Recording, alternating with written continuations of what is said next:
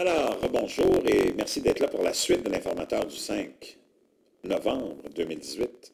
15h42 heure du Québec. Ceux qui ne sont pas abonnés, faites-le maintenant. Vous ne savez pas ce que vous manquez. Vous allez savoir ce qui se passe sans l'endoctrinement des médias de masse. C'est ça, l'informateur. On s'en va faire un tour en France avec Emmanuel Macron, fatigué, épuisé, 40 ans. C'est pas sa femme qui doit l'épuiser, elle a 62 ans. Il ne viendra pas me dire qu'il abaisse à tous les soirs, c'est impossible. Hausse des prix de l'essence et du diesel. Je préfère la taxation du carburant à la taxation du travail, répond Macron. Les champions des taxes et des impôts, le gouvernement français, le gouvernement danois, le gouvernement suisse, le gouvernement finlandais, suédois, québécois, canadien.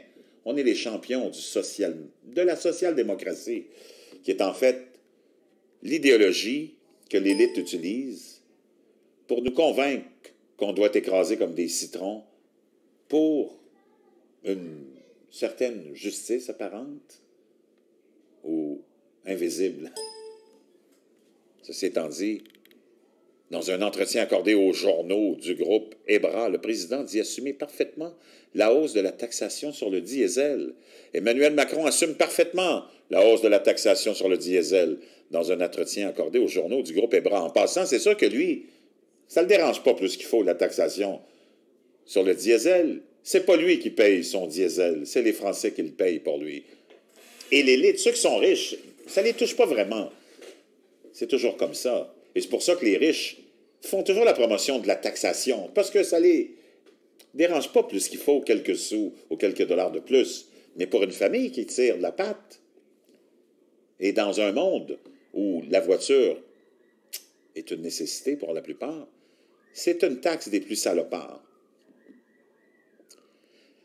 Dans un entretien accordé aux journaux d'Europe, du groupe EBRA, dimanche le 4 novembre, le président de la République a toutefois expliqué qu'il comprenait les doutes des Français sur la question du pouvoir d'achat.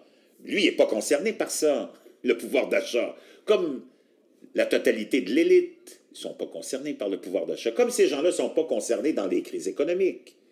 Quand nos compatriotes perdent leur emploi, tous ces gens-là sont à l'abri à l'Assemblée nationale de France, à l'Assemblée nationale du Québec.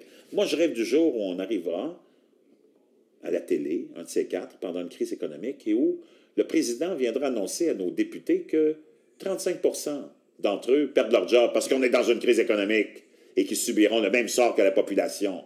Oh, ça va être le jour du début de changement et début de la révolution. Donc, c'est sûr que ça ne les dérange pas plus qu'il faut, l'élite, le pouvoir d'achat. J'assume parfaitement que la fiscalité due au diesel soit au niveau de celle de l'essence. Et je préfère la taxation du carburant à la taxation du travail. Ça demeure de la taxation quand même, et tu touches tout le monde quand même, Emmanuel. Ça revient au même. Les mêmes qui râlent. Puis là, voyez-vous, il vous met ça sur le dos.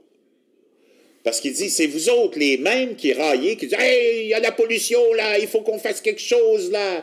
Il faut sauver la planète, là. » Donc, il dit, les mêmes qui râlent sur la hausse du carburant réclament aussi qu'on lutte contre la pollution de l'air, parce que leurs enfants souffrent de maladies. Donc, eux, l'outil qu'ils ont trouvé pour lutter contre la pollution, c'est la taxation. Voyez-vous le lien, la grande logique de nos experts, de nos politiciens de carrière, de nos maîtres absolus. C'est extraordinaire, ajoute Emmanuel Macron dans cet entretien réalisé avant d'entamer un périple présidentiel inédit à travers l'Est et le Nord de la France pour célébrer le centenaire de la fin de la Première Guerre mondiale. Il ajoute que la hausse du prix à la pompe qu'on constate aujourd'hui est liée à 70% à celle des cours du pétrole. Menteur. Un petit menteur, un petit coquin. Emmanuel, 40 ans, fatigué, épuisé. 2 petites journées de congé. C'est incroyable. Les Français, restez ici, j'ai d'autres nouvelles pour vous autres.